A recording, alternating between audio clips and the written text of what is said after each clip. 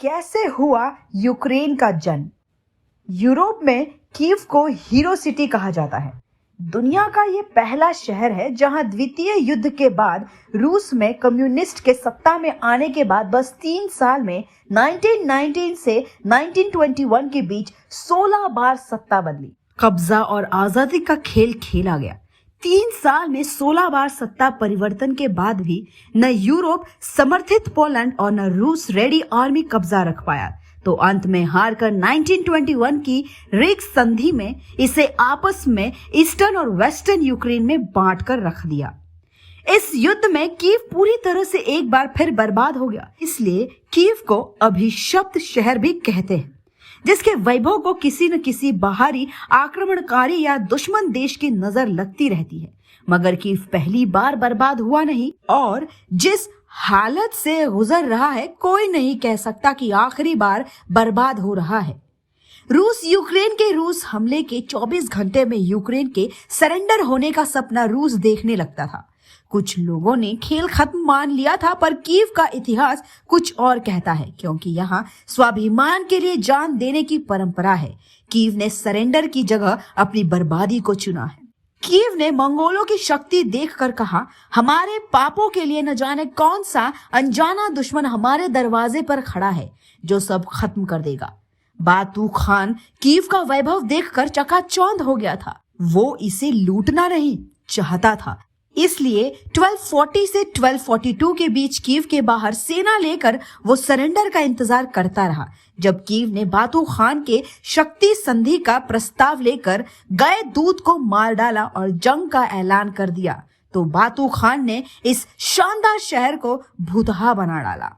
बुजुर्ग महिलाओं और बच्चों को छोड़कर कीव का हर शख्स अपने अंतिम सांस तक लड़ता रहा। जंग खत्म होने तक 50,000 की आबादी वाले कीव में 2,000 बुजुर्ग और बच्चे बचे थे।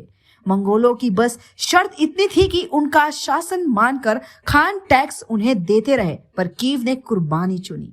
इसलिए कहा जा रहा है कि रूस के लिए कीव पर कब्जा आसान नहीं होगा। दूसरे विश्व युद्ध में भी कीव जर्मन नाजियों के सामने सरेंडर नहीं कर बल्कि आखिरी तक संघर्ष करने वाला शहर था। कीव सोवियत संघ का ये एक बड़ा मात्र शहर था जो 85% तक नाजियों से संघर्ष में बर्बाद हो गया था, इसलिए इसे हीरो शहर यानी बहादुरों का शहर कहा जाने लगा। रूस आज भी यूक्रेन को 1654 वाला ही समझ रहा है, जब पहली बार कीवियन को रूस के एक शासन में लाने की बात हुई थी। ये जनवरी 1654 में पोरियास्लाव शहर में पोरियास्लाव परिषद के रूप में हुई थी, इसलिए पहली बार यूक्रेन को देश के रूप में मानने की शुरुआत हुई और यूक्रेन को रूसिफिकेशन के तौर पर देखा जाता है। मौजूदा यूक्रेन के क्षेत्र पर पोलिश लिथुआनिया कॉमनवेल्थ का शासन था, पर यूक्रेनियन किसान और व्यापारी लिथुआनिया के अत्याचार से परेशान थे। पोलिश लिथुआनिया कॉमनवेल्थ से बचने के लिए यूक्रेन कॉसन हेलमेट और रूसी जागरडम के बीच मार्च 1954 में पोरियास्लाव परिषद की संधि हुई, जिसमें यूक्रेन एक स्वायत्त देश बना, पर यूक्रेन के विदेश और रक्षा के मामले रूसी शासन के पास रहे। ये सब 1782 तक चला, पर धीरे धीरे स्वायत्तता खत्म कर रूस ने इसे अपने में पूरा मिला लिया था। फिर ये व्यवस्था 1917 की रूसी क्रांति तक चली, जब पश्चिम यूरोप और अमेरिका का यूक्रेन पर ग्रेट गेम शुरू हुआ। क्रेमलिन अब भी 1654 की उसी पोरियास्लाव युग में जीता है।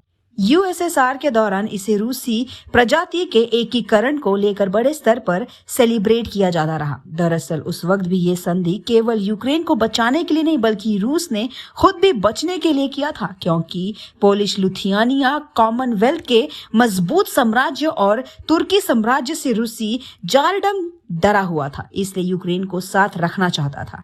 इसी संधि को लेकर मॉस्को का ऐसा आग्रह था कि 1954 में रूसी शासक निकिता क्रुश्चेव ने पोरियास्लाव परिषद का 300वें जश्न के उपलक्ष्य में क्रीमिया को यूक्रेन को गिफ्ट कर दिया, जिसे 2014 में नाराजगी के बाद छीन भी लिया। 350 साल बाद भी वैसे ही हालात है और मॉस्को की सोच भी वैसी ही है। 2004 में जब रूसी समर्थित यूक्रेन राष्ट्रपति लियोनिड कुचमा ने 18 जनवरी पोरियास्लाव संधि की 350वीं वर्षगांठ मनाने की घोषणा की तो इसे रूसी षड्यंत्र बताकर यूक्रेन में खूब विरोध हुआ। रूसी साहित्य और प्रोपेगेंडा मशीन इसे महान रूसी प्रजाति की एकता बताते हैं और पश्चिमी यूरोप और अमेरिका समर्थित साहित्य और प्रोपेगेंडा बताते हैं कि किस तरह से पूरी यास्लाव संधि को धीरे धीरे खत्म कर रूस ने यूक्रेन पर कब्जा कर लिया। ये अब भी स्वायत्त देश के नाम पर यूक्रेन पर कब्जा करना चाहता है। कुछ लोग इसे पुतिन का सपना भी मानते हैं कि कीवियन रूस प्रजाति के देश रूस, यूक्रेन और बेलारूस एक रहे। यूक्रेन और रूस स्वाभाविक और परंपरागत साथी रहे हैं। आज भी यूक्रेन की एक बड़ी आबादी खुद को रूस से जोड़कर देखती है। यही रूस की ताकत भी है।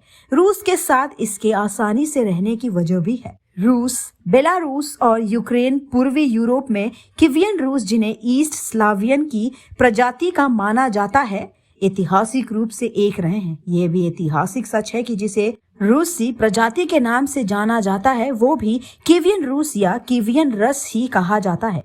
रूस की जिद है कि यूक्रेन रूस दोस्त देश बन कर रहे और यूरोप, अमेरिका इसे पोलैंड की तरह स्वतंत्र लोकतांत्रिक देश के नाम पर नाटो देश बनाकर रखना चाहते हैं। मगर इतिहास को दोहराना और इतिहास की घड़ियों की आगे निकल गई सुइयों को वापस लाकर उसी वक्त को निराना दो अलहदा बातें हैं। इतिहास दोहराए जाने की शक्ल में भी मिटता और बनता है। इतिहास को पाने की सनक में बड़े बड़े साम्राज्य मिटा दिए हैं। यूक्रेन और रशिया के इसी जन्म से लेकर अब तक के इतिहास को बागी फोर में दिखाया जाने वाला है। टाइगर श्रॉफ इसमें यूक्रेन वासी दिखाए जाएंगे, लेकिन वो रूस में रहते होंगे। उन्हें रशिया में रहकर अपने लिए ज्यादा अवसर दिखते हैं, लेकिन वहीं उनके माँ बाप अपनी जन्मभूमि यूक्रेन से जुड़े हुए हैं। इसमें राजनीतिक लड़ाई झगड़े के साथ साथ एक लड़के के सफल होने के अवसर चुनने के साथ से लेकर आर्थिक, मानसिक सभी विचारधाराओं को बागी फोर में दिखाया जाएगा। तो इस तरह ही बागी फोर की स्टोरी हो सकती है। आपका इस बारे में क्या ख्याल है, हमें कमेंट में जरूर बताइए। हम फिर मिलेंगे एक नई वीडियो के साथ। तब तक खुश रहे और सेफ रहे।